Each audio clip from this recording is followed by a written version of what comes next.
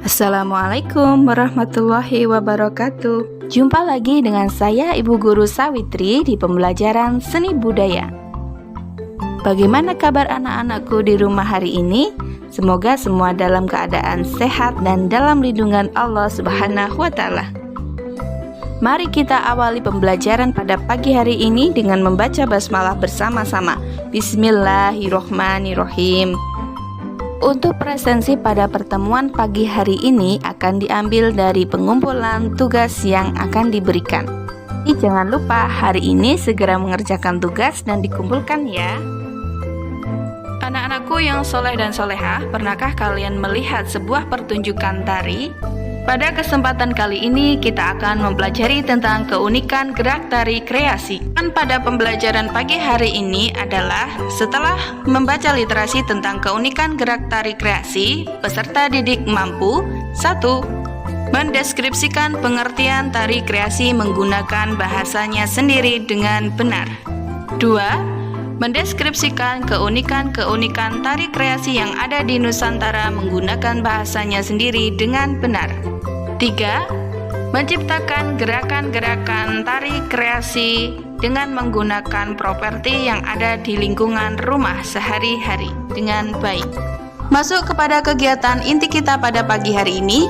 Mari kita baca literasi sebagai berikut ini. Pengertian tari kreasi. Tari kreasi adalah tarian yang mengalami perkembangan dari pola-pola tarian Nusantara yang telah ada. Tari kreasi bertolak dari tari tradisional. Susunan tari kreasi tidak terikat pola dan tidak memiliki aturan yang baku. Tokoh-tokoh koreografer Indonesia antara lain adalah Bagong Kussudiardja, Didik Ninitowo, Retno Maruti, Sardono W. Kusumo, dan Eko Supriyanto. Fungsi-fungsi tari kreasi. Fungsi dari tari kreasi diantaranya adalah sebagai berikut. 1. Sebagai sarana hiburan. 2. Sebagai sarana pertunjukan.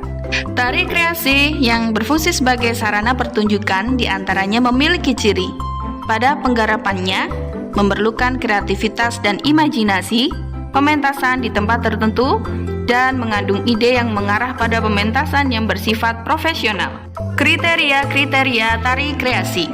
Tari kreasi mempunyai beberapa kriteria, diantaranya 1. Lebih mengutamakan repertoar pola gerak hasil eksplorasi. 2. Makna atau pesan dari tarian sebagai ungkapan ekspresi pribadi.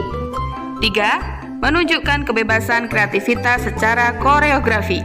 Dan keempat, tidak menunjukkan identitas kultural.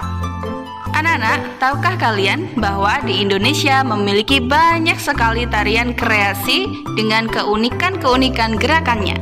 Di antaranya adalah tari gegot. Tari gegot merupakan tari Betawi yang diciptakan oleh Entong Sukirman dan Kartini Kisam pada tahun 1976. Tarian ini menggambarkan kehidupan para remaja putri Betawi yang sedang bersenda gurau dalam menjalankan masa remajanya. Iringan tari gegot adalah musik topeng Betawi, yaitu kendang, gong, kempul, kenong, kenceng, kecrek, dan rebab. 2. Tari ronggeng blantek.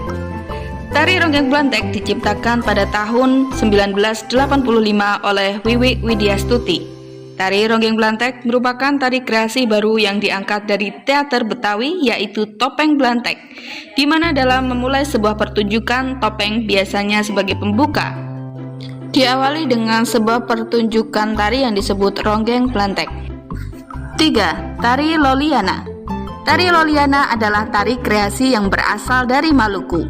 Tari Loliana berasal dari upacara panen lola sehingga disebut tari panen lola. Tari Loliana berasal dari kata lola, yaitu pekerjaan mengumpulkan hasil laut. Proses panen lola diawali dengan pesta rakyat menggiling api unggun dari malam hingga subuh, dilanjutkan dengan syukuran dan doa kepada Yang Maha Kuasa demi keberhasilan panen yang akan dilaksanakan. 4. Tari Saman. Tari Saman adalah tarian suku Gayo yang biasa ditampilkan untuk merayakan peristiwa-peristiwa penting dalam adatnya. Selain itu, biasanya tarian ini ditampilkan untuk merayakan kelahiran Nabi Muhammad SAW. Dalam beberapa literatur menyebutkan tari saman di Aceh didirikan dan dikembangkan oleh Syekh Saman, seorang ulama yang berasal dari Gayo, Aceh Tenggara. Tari saman ditetapkan UNESCO sebagai daftar representatif budaya warisan manusia dalam sidang ke-6 Komite Antar Pemerintah untuk Perlindungan Warisan Budaya UNESCO di Bali, 24 November 2011. 5. Tari Cokek Onde-Onde. Tari Cokek Onde-Onde yang diciptakan oleh Joko SS merupakan tarian pergaulan yang menceritakan tentang kehidupan penari cokek. Karena perkembangannya, tari cokek dipentaskan oleh sepasang muda-mudi dengan rasa riang, sukacanda, dan gembira. Penari-penari tersebut selain menari juga sambil bernyanyi. Tari cokek ini dibawakan secara berpasangan, yaitu ada penari wanita dan penari laki-laki. 6. Tari Nguri. Tari Nguri berasal dari daerah Sumbawa. Tarian ini merupakan tari kreasi baru yang lahir dari lingkungan kerajaan Sumbawa. Tari Nguri adalah tarian yang dipentaskan untuk tujuan menghibur. 7. Tari Merak. Tari Merak berasal dari Jawa Barat. Tarian ini merupakan tari yang mengekspresikan keindahan burung merak. Sebagai gerakan di dalamnya diambil dari gerakan-gerakan burung merak. Tarian ini diciptakan oleh seniman Sunda, Raden Cece Sumantri pada pertengahan abad ke-19. Nah, anak-anak, itulah tadi contoh-contoh dari tari kreasi yang ada di Nusantara, dan tentu saja masih banyak yang lainnya. Jika ada pertanyaan, silahkan ajukan dalam grup WA yang telah kita sepakati. Jika tidak ada pertanyaan, silahkan kalian kerjakan soal pengetahuan berikut ini. Berikut juga soal keterampilannya.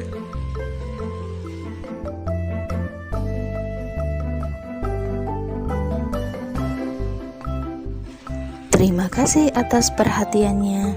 Akhiri dengan hamdalah. Wassalamualaikum warahmatullahi wabarakatuh.